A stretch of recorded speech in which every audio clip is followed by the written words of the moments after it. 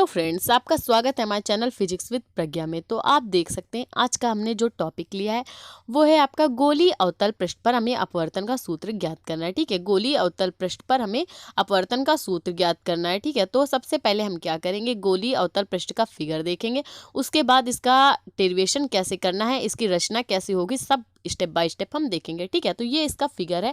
आप देख सकते हैं हमने गोलीय अवतल पृष्ठ लिया है। ठीक है, और अंदर सघन माध्यम, बाहर विरल माध्यम है। ठीक है, तो प्रकाश किरण अगर सघन माध्यम से विरल माध्यम से सघन माध्यम में जाती तो अभिलंब की ओर झुकती। कैसे झुकती अभी हम देखेंगे। ठीक है, तो हमने एक वस्तु ली है ओ, एक वस्तु हमने ओ ली है जिससे प्रकाश किरण आपतित होती हुई अवतल पृष्ठ पर जाती है और मुख्य अक्ष के समांतर निकल जाती है। आप देख सकते हैं एरो द्वारा हम बता रहे हैं, एरो द्वारा दर्शाया जा रहा है कि प्रकाश किरण इधर से जाती है और मुख्य अक्ष के समांतर निकल जाती है। और दूसरी प्रकाश किरण जो कि जाती है आपकी ये जो अवतल पृष्ठ की परिधि है, एक तरीके से ये जो गोला है इसकी परिधि पर जाती है, जो कि क्या काम कर रहा है, अविलंब का काम कर रहा है। तो ये जो प्रकाश किरण आपतित होकर जाती है तो क्या करती है, अविलंब की ओर झुक जाती है। ठीक है, क्योंकि आप जानते हैं विरल माध्यम से जब प्रकाश किरण सघन माध्यम में जाती है तो अविलंब की ओर झुकती है। ठीक है, तो प्रकाश किरण जब झुक जाएगी तो आप देख सकते हैं, तो इसको हम, इसमें जो आपका प्रतिबिंब बन रहा था वास्तविक प्रतिबिंब, इसको हम थोड़ा सा नीचे खींचते हुए क्या करेंगे, आभासी प्रतिबिंब आई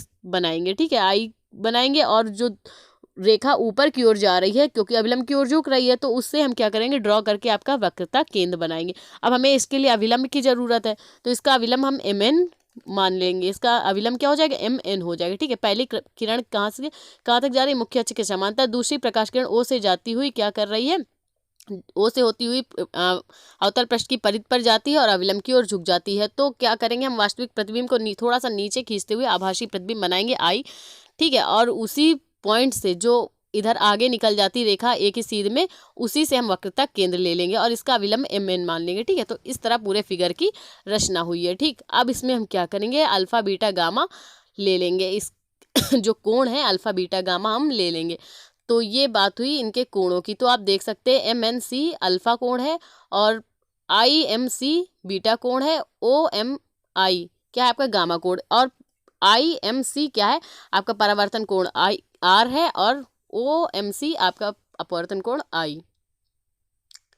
तो ये देख सकते हैं इसकी रचना। माना एक गोलीय अवतल पृष्ठ है जिसका पृष्ठ सघन है, भीतरी पृष्ठ सघन तथा बाहरी पृष्ठ क्या है, विरल माध्यम में स्थित है। इसके बाईं ओर वक्रता केंद्र C तथा बिंदु O पर वस्तु स्थित है। आपतित किरण वस्तु O से OP के लंबवत जाती है और दूसरी किरण गोले की परिधि पर आपतित होती है।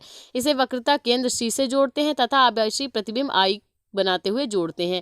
अब O से C तक जो कोण है आपका I, उसे हम आपतन कोण कहेंगे, और I से C तक जो कोण बन रहा था उसे हम अपवर्तन कोण R कहेंगे। ठीक है,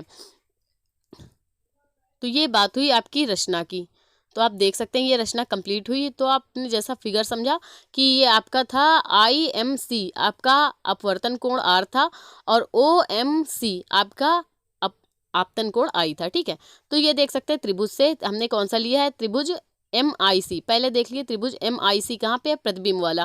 तो MIC ये हमने लिया है और अल्फा इसमें क्या काम कर रहा है, बहिष्ठ कोण का काम कर रहा है। ठीक है, दूसरा त्रिभुज हमने कौन सा लिया है, MOC त्रिभुज हमने लिया MOC। ठीक है, तो इसमें भी हमने MOC की रचना नीचे कर ली है और अल्फा आपका क्या कर रहा है, बहिष्ठ कोण का काम कर रहा है। अब हम इसको हम इस हिसाब से लेंगे कि आपको आगे जो आपकी डेरिवेशन में कुछ इंपॉर्टेंट पॉइंट्स आने वाले हैं उनको हम पहले ही सॉल्व कर लेंगे। ठीक है, तो अल्फा इससे निकाल लेते हैं। अल्फा दोनों में क्या काम कर रहा है, बहिष्ठ कोण का काम कर रहा है। तो अल्फा इज इक्वल टू क्या हो जाएगा, अंदर दो कोण है, पहला बीटा कोण है और दूसरा क्या काम कर रहा था, अपवर्तन कोण काम कर रहा था। तो क्या हो जाएगा, alpha is equal to beta plus R। इसमें क्या हो जाएगा, alpha is equal to gamma plus I जुड़ जाएंगे। ठीक है, आपतन कोण और गामा कोण आपका जुड़ जाएंगे। अल्फा इज इक्वल टू क्या हो जाएगा, गामा प्लस I। तो I निकालेंगे तो क्या हो जाएगा, अल्फा माइनस गामा, और इसमें क्या हो जाएगा, R अपवर्तन कोण निकालेंगे तो अल्फा माइनस बीटा। ठीक है, इन I और R का यूज आपका आगे डेरिवेशन में होने वाला है। इसके बारे में अब स्टार्ट करते हैं आपका डेरिवेशन। तो स्नेल के नियम से, स्नेल का नियम क्या होता है, n is equal to 1/sin c।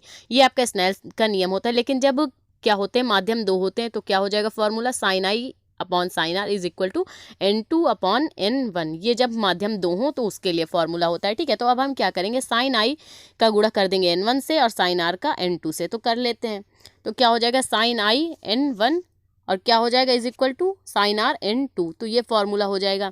ठीक है, sine I N1 is equal to N2 sine R, ये फॉर्मूला हो जाएगा। तो अब हम क्या करेंगे, चूंकि हम मान लेंगे साइन आई और साइन आर क्या है, बहुत छोटे हैं, तो फॉर्मूला क्या हो जाएगा, sine I is equal to I और sine R is equal to R. ठीक है, साइन आई और आर जब बहुत छोटे हैं तो क्या हो जाएगा, sine I is equal to I और sine R is equal to R.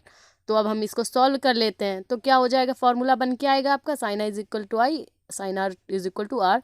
तो अब हम इसको आई और आर पुट कर देंगे साइन आई और साइन आर की जगह में। तो चलिए पुट कर लेते हैं, तो क्या क्या बन जाएगा formula, I N one is equal to R N two. क्या बन जाएगा, I N one is equal to sine मतलब आई एन टू। तो जिस प्रकार हम आई आर बहुत छोटे हैं तो क्या हो जाएगा, अगर हम अल्फ़ा बीटा और गामा कर लें तो इनका भी यूज़ आगे होने वाला है। ठीक है, साइन आई और आर जैसे बहुत छोटे थे तो क्या हो जाएगा, alpha is equal to tan alpha लिख सकते हैं, beta is equal to tan beta, और गामा इज इक्वल टू क्या लिख सकते हैं, टेन गामा लिख सकते हैं। इनका यूज़ आपका आगे होने वाला है अल्फ़ा बीटा और गामा का। ठीक है, तो यहाँ फॉर्मूला क्या बना, I N one is equal to R N two. ठीक है, ये बन गया। अब हम क्या करेंगे, आई और आर के मान अभी हमने निकाले थे ना त्रिभुज एम आई सी से और त्रिभुज एम ओ सी से, तो इनके आई और आर के मान हम रख देंगे। ठीक है, बहिष कोण में हमने घटा के निकाले थे ना, तो वही वाले मान हम रख देंगे आई और आर की जगह में। तो चलिए रख लेते हैं, मान रख के वैल्यू पुट कर लेते हैं। तो आई का मान क्या था, alpha minus gamma into N one, और आर का मान alpha minus beta into N two. तो अब इसको हम इनको तोड़ के सॉल्व कर लेते हैं, तो क्या निकल के आएगा, alpha N one alpha minus N one gamma is equal to N two alpha minus N two beta. अब हम क्या करेंगे, अल्फ़ा अल्फ़ा को एक साइड ले आएंगे और बीटा गामा को कर लेंगे एक साइड, तो कर लेते हैं। तो अब हम क्या करेंगे, आप देख सकते हैं अल्फ़ा बीटा गामा के मान हमने यहाँ से निकाले थे, जब आई और आर बहुत छोटे थे तो अल्फ़ा बीटा गामा के मान निकाले थे। तो इन मानों को हम कहाँ रख देंगे, अपने समीकरण में रख देंगे। तो रख लेते हैं, N one tan alpha minus N one tan gamma is equal to N two tan alpha minus N two tan beta. अब अभी क्या करना था, एन टू जो अल्फ़ा अल्फ़ा है उनको एक साइड ले आते हैं, बीटा और गामा को एक साइड कर लेते हैं। तो चलिए कर लेते हैं, N two tan alpha minus N one tan alpha is equal to N two tan beta minus N one tan gamma. तो ये बन के आ गया, कुछ आपकी इस तरह की से इक्वेशन बन के आ गई। अब यहाँ पे देखिए, तो हमने क्या किया था फिगर से, अभी हमने tan alpha gamma alpha beta gamma लिया था, तो अब हम टेन अल्फ़ा कैसे निकालेंगे त्रिभुज से, तो उसको देख लेते हैं। तो टेन अल्फ़ा कैसे निकलेगा आपका, त्रिभुज एम एन सी से निकलेगा टेन अल्फ़ा। तो क्या हो जाएगा, टेन क्या होता है, tan theta is equal to लंब बटे आधार। तो एम एन लंब हो जाएगा और एन सी क्या हो जाएगा, आधार। एन सी को हम अगर माने तो क्या था, अभी हमने आपको बताया था पहले, ध्रुव से नापेंगे अगर, तो एन सी करें चाहे एन पी करें। ठीक है, तो पी जैसे देख सकते हैं आप, एम एन एन सी की जगह क्या हो जाएगा, पी सी हो जाएगा आपके ध्रुव से। ध्रुव क्योंकि एन जो है आपका जो अभी लंब है वो बहुत ही पास पास है, तो एन की जगह हम पी भी रख सकते हैं। ठीक है, तो क्या हो जाएगा, अब हमने यहाँ पे दूरियां ली हैं, ध्रुव से वक्रता केंद्र तक की दूरी आर होती है चिन्ह पर पाटी नियम से, क्योंकि बाएं साइड है तो माइनस में होंगे सब। ठीक है, तो वक्रता केंद्र माइनस आर और प्रतिबिंब तक की माइनस वी और आपकी वस्तु तक की क्या हो जाएगी दूरी, माइनस यू। अब इन्हीं दूरियों के मान हम कहाँ रख देंगे, अपनी इक्वेशन में रख लेंगे। तो क्या यहाँ से M N upon P C क्या minus R, M N upon P I minus V, M N upon P O minus U. ठीक है, ये वस्तु प्रतिबिंब और वक्रता केंद्र की दूरी आ गई। तो यहाँ पे हम इसको सॉल्व कर लेंगे, जैसे जैसे हमने मान इसमें रखे थे वैसे वैसे रख के इसमें ले आएंगे। M N upon N C रखा था, फिर बाद में पी सी कर दिया था, वैसे वैसे मान इसमें रख लेंगे और वैल्यूज़ जो निकल के आई हैं आपकी टेन अल्फ़ा बीटा गामा की, जो अभी हमने निकाली है उनकी वैल्यूज़ पुट कर लेंगे। तो यहाँ पे क्या हो जाएगा, N two minus R, N two upon R, क्योंकि पी सी का मान है ये जो एम एन है दोनों साइड कॉमन हो जाएगा और कट जाएगा। ठीक है, तो चलिए इनको कॉमन लेके काट देते हैं। तो क्या हो जाएगा, N two upon minus R minus N one upon minus R is equal to N two upon minus V minus N one upon minus U. अब इनको क्या करते हैं आपका, हम सॉल्व कर लेते हैं। तो यहाँ पे क्या हो जाएगा, माइनस यहाँ पे plus N one upon R is equal to minus N two upon minus V minus N one plus N one upon U.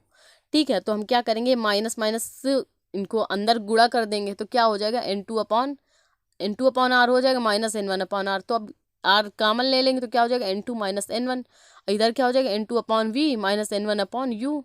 ये फॉर्मूला कुछ इस तरह निकल के आया और प्रूफ हो गया, यही फॉर्मूला हमें प्रूफ करना था।